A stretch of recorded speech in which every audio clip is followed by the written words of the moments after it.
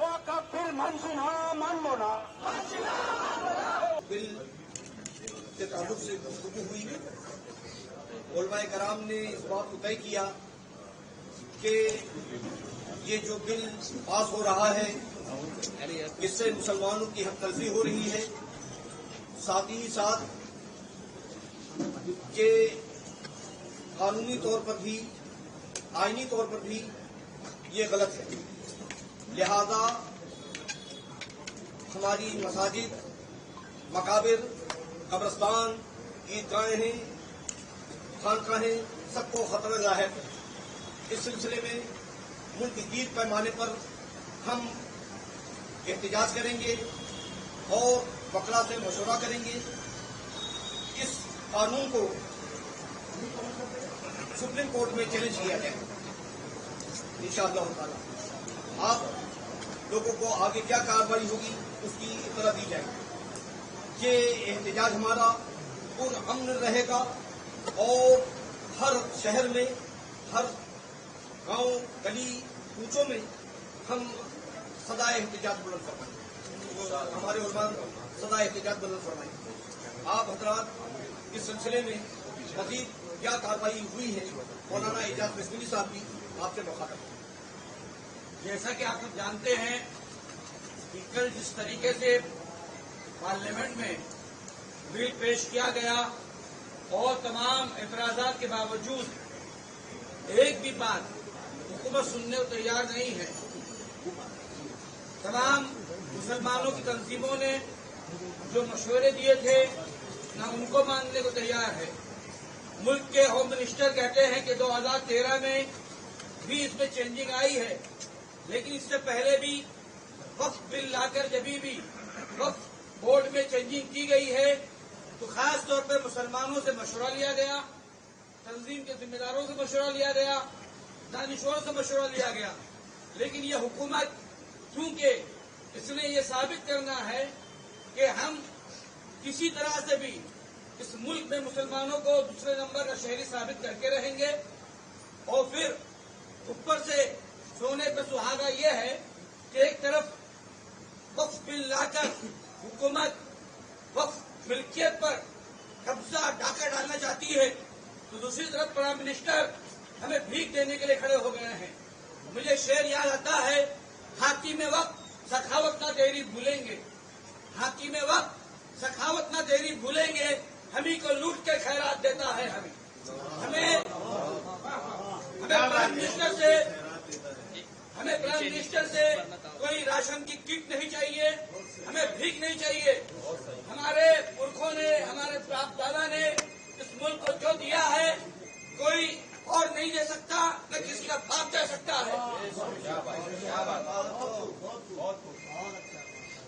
नहीं दे सकता कोई।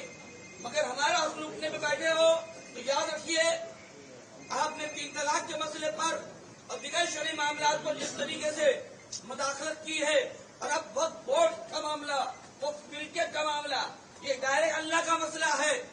हम कानूनी तौर पर जैसा भी होगा, चाहे हमें जेल जाना पड़े, चाहे हमें अफसूली में चढ़ा दो, अब हम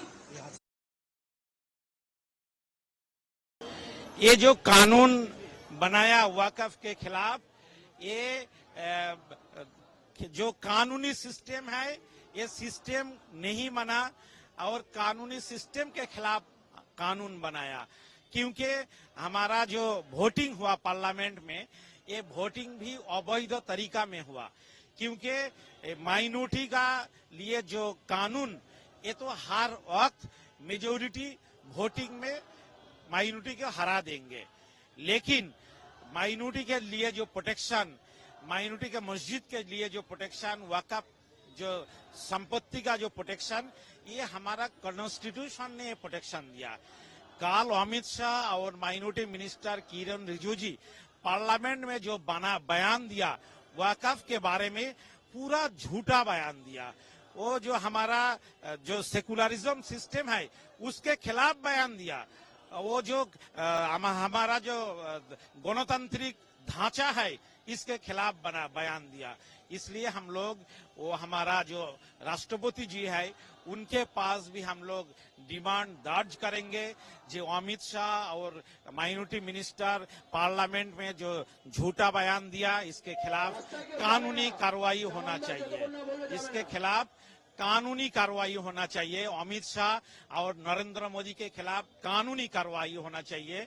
और हम लोग किसी पे हमारा विचार नहीं मिलेगा तो शेष में हम लोग सुप्रीम कोर्ट में भी इसके लिए हमारा विचार के लिए हम लोग जाने के लिए तैयार है। और हम लोग लड़ते रहेंगे। पार्लियामेंट में वो लड़ेंगे तो हम लोग सड़क में लड़ेंगे। हम लोग घर में नहीं बैठ के रहेंगे। सड़कों पर आप उतरेंगे। कानून बन चुका है, भारत सरकार का ये कानून है, नहीं मानेंगे। कानून देखिए, कानून जैसा है तैसे उसी की तरह हम लोग का नमाज पढ़ने का जो अधिकार हमारा एक कानून में दिया गया। हमारा जो मस्जिद, मदरसा, वक़फ़ जो संपत्ति है उनको हिफाजत के लिए ये भारत का कानून हमको अधिकार दिया है। फिर इसलिए हम लोग लड़ते रहेंगे। वो पार्लियामेंट के दरवाजा हम लोग के लिए बंद कर देंगे, लेकिन ये जो रास्ता, ये जो सड़क है हम लोग का एजुकेशन करने के लिए बंद नहीं कर पाएंगे। वो कानून बनाने के लिए पार्लियामेंट में लड़ेंगे तो हम लोग कानून तोड़ने के लिए, नया कानून लाने के लिए हम लोग सड़क पर एजुटेशन करेंगे। किस तरह का आप लोगों का प्रोटेस्ट? देखिए, प्रोटेस्ट आज शुरू हुआ। हुकूमत अगर खामोश रहेंगे तो आहिस्ता आहिस्ता ये एजुटेशन बढ़ते रहेगा। जैसे कि हम लोग दिल्ली तक पहुंच जाएंगे। जैसा कि हमारा किसान भाई दिल्ली में पहुंच गए थे तो हम लोग भी दिल्ली तक पहुंच जाएंगे। मोहम्मद कमरुज़्ज़मा, प्रभातखबर.com, विश्वास वही, रफ्तार नहीं।